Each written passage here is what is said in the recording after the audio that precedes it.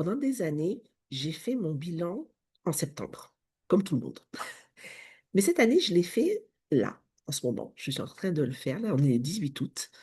Et tranquillement, sans stress, avec juste mon agenda ouvert devant moi. Hop.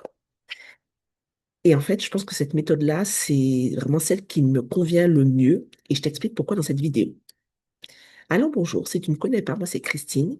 Je suis maman solo de 3 enfants, entrepreneur et aussi salariée. Et le business, c'est toute ma vie. Je suis coach en human design et mon kiff à moi, c'est d'accompagner les mamans comme moi qui souhaitent se lancer dans l'entrepreneuriat ou qui débutent dans l'entrepreneuriat et qui sont perdues avec tous les il faut et qui veulent juste construire un business qui leur ressemble. Donc chaque année, je pense que tu es comme moi, c'était le même schéma. À la fin du mois d'août, je sortais mon carnet, je listais mes objectifs qui étaient prévus depuis le début de l'année, etc. Je regardais ce qui avait marché, ce qui n'avait pas marché, j'adaptais, je faisais de nouveaux objectifs pour la rentrée, comme tout le monde. Tous les magazines, les coachs, les réseaux sociaux, tu verras, on ne va parler que de ça. Le bilan de rentrée, le rituel de la masse populaire. J'exagère. Et pendant des années, j'ai fait la même chose. Et en fait, ça me réussit pas. Le problème, c'est pas tant le bilan en tant que tel, puisque c'est un truc que je fais régulièrement, c'est surtout la période. En septembre, si tu es maman comme moi, tu connais la rentrée scolaire, avec la logistique que ça implique.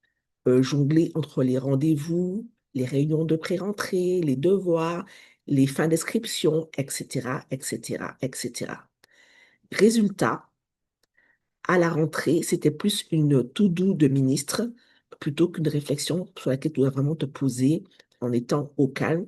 Et effectivement, le mois de septembre passait à une allure folle et arrive en octobre, je me disais, mais punaise, mais là, en fait, j'ai pas vu passer le mois, je me suis laissée emporter par le flot et ça me ressemble pas, en fait. Et ce que j'ai changé l'année dernière, je l'ai commencé, j'ai fait vraiment en plein mois d'août. euh, un moment où vraiment je prends le temps de me poser. Donc, je suis manifesting générateur, profil 4-6, et ça veut dire qu'en fait, j'ai besoin de trucs qui m'animent, j'ai besoin de bouger, j'ai besoin de, comme les papillons, d'avoir plusieurs choses en parallèle, d'aller d'un truc à un autre, mais j'ai aussi besoin de temps en temps de vraiment me poser, de poser toutes ces idées justement qui me traversent l'esprit, mais pour ça, il faut que je sois au calme.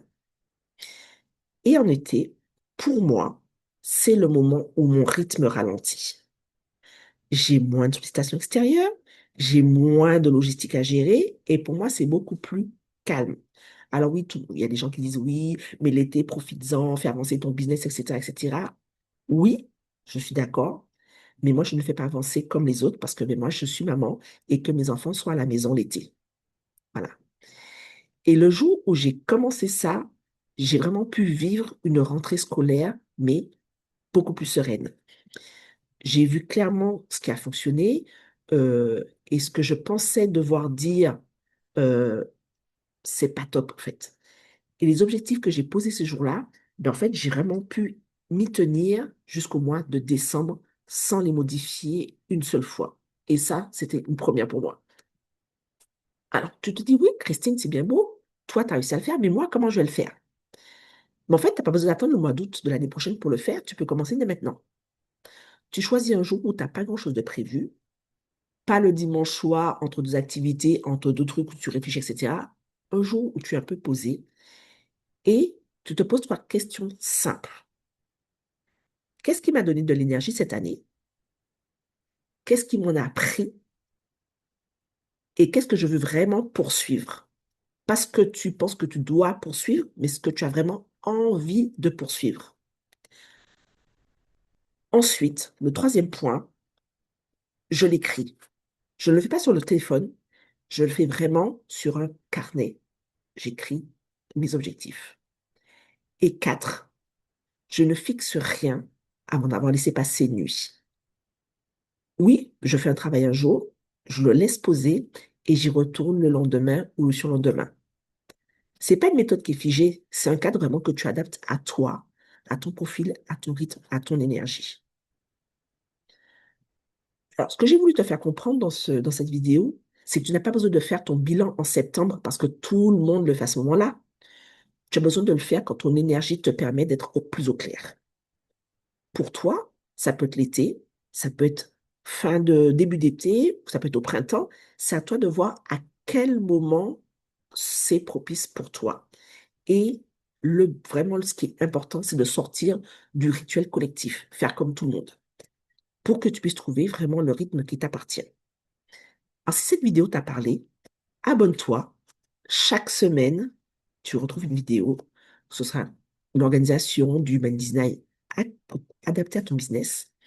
Tu as aussi une fois par mois une interview sur ma chaîne d'une entrepreneur que j'apprécie. Et puis, si tu as envie de travailler un peu plus sereinement, de te poser un peu plus sur ton business, le cahier de vacances est encore disponible. Comme ça, tu vas pouvoir profiter de ton énergie d'été sans laisser ton business de côté. En attendant, je te laisse aujourd'hui pour cette vidéo. Je te souhaite de passer une bonne journée, une bonne soirée, bon après-midi, peu importe l'heure à laquelle tu la regardes. Et on se retrouve la semaine prochaine. Salut, ciao, ciao.